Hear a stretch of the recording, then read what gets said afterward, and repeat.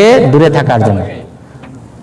হুযায়ফা ইবনুল ইয়ামান রাদিয়াল্লাহু আনহু তিনি বলতেন যে সকলেই প্রশ্ন করত কল্যাণ সম্পর্কে, আমি প্রশ্ন করতাম অনিষ্ট সম্পর্কে, যেন আমি অনিষ্টের মধ্যে পতিত না হই, অনিষ্ট থেকে যেন আমি দূরে থাকতে পারি।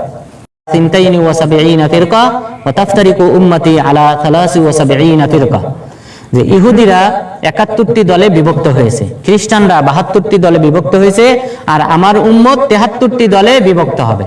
তার মানে বিভক্তির দিক থেকে আমরা ইহুদি খ্রিস্টানদেরকে পিছনে ফেলবো। আল্লাহ শাইখ আলবানী রাহিমাহুল্লাহ তারা এই হাদিসটিকে সহিহ বলেছেন। তবে পরিতাপের বিষয় হলো কিছু কিছু আলেম তাদের খেয়াল খুশির অনুসরণ করে, অর্থাৎ হাদিস সহিহ জয়ীফ বলার যে মানহাজ রয়েছে সেই মানহাজ, সেই উসুল ফলো না করে কিছু কিছু আলেম হাদিসটাকে জয়ীফ বলেছেন। তার মধ্যে অন্যতম হলেন ইবনে হাজম রাহিমাহুল্লাহ। ইবনে হাজম রাহিমাহুল্লাহ তিনি হাদিসটি জয়ীফ বলেছেন। তবে হাদিসের যেহেতু নানান সনদ রয়েছে, কিছু কিছু সনদ জয়ীফ, কিন্তু অধিকাংশ সনদই সহিহ। তো নিয়ম হলো সকল সনদ এক জায়গায় একত্রিত করে তারপরে হুকুম দিতে হবে হাদিসটি সহিহ না জয়ীফ। তো এই যে সকল আলেমের নাম উল্লেখ করলাম তারা সহিহ বলেছেন এই মানহাজ মেনেই, যে এই আলেমদের যে মানহাজ রয়েছে সকল সনদ জমা করার পর সহিহ বলতে হয়, তো ওনারা সেই দৃষ্টিকোণ থেকে সহিহ বলেছেন। কিন্তু যারা জয়ীফ বলেছেন তারা কিছু সনদের দিকে তাকিয়ে, সকল সনদকে একত্রিত না করে দুই একটা সনদের দিকে তাকিয়ে জয়ীফ বলেছেন। তাদের মধ্যে অন্যতম হলেন ইবনে হাজম রাহিমাহুল্লাহ।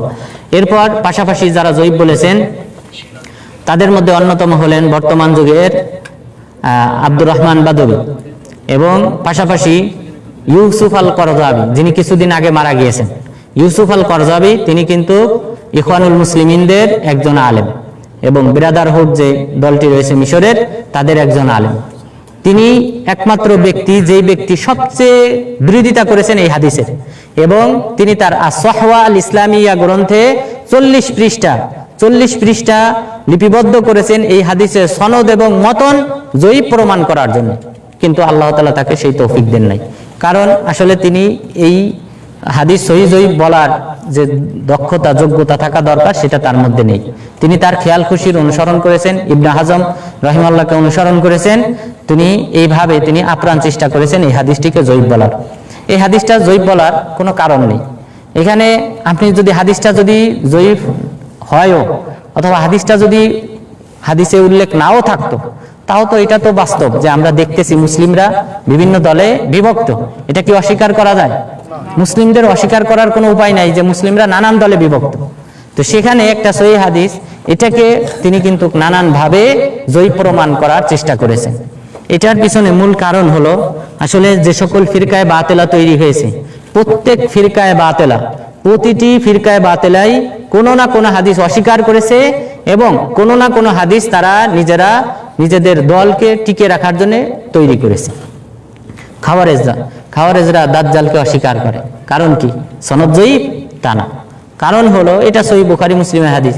কারণ হলো রাসূল সাল্লাল্লাহু আলাইহি ওয়াসাল্লাম খাওয়ারেজদের সম্পর্কে ভবিষ্যৎবাণী করেছেন যে কুল্লামা রাফা রাসুন পুতিয়া, যে এই খাওয়ারেজরা এইভাবে বের হতেই থাকবে।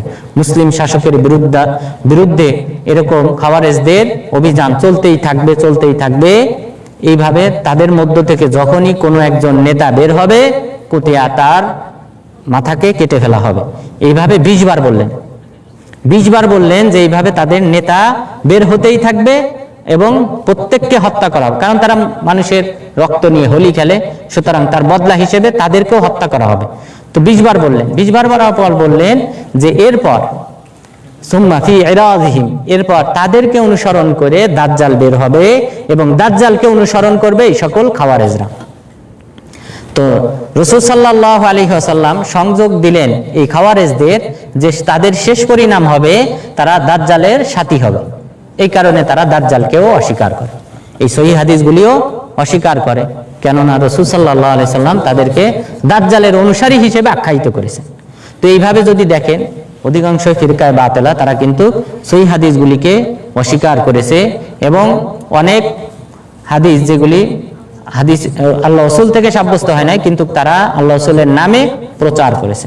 তো সুতরাং ফিরকায়ে বাতিলাদের কোনো একটা মাযহাবের অনুসারী ব্যক্তি, কোনো একটা দল ফিরকায়ে বাতিলার অনুসারী ব্যক্তির উক্তি কখনোই গ্রহণযোগ্য হবে না যতক্ষণ পর্যন্ত না সে সালাফদের আলেমদের যে মানহাজ রয়েছে সেই মানহাজ যতক্ষণ পর্যন্ত ফলো না করবে।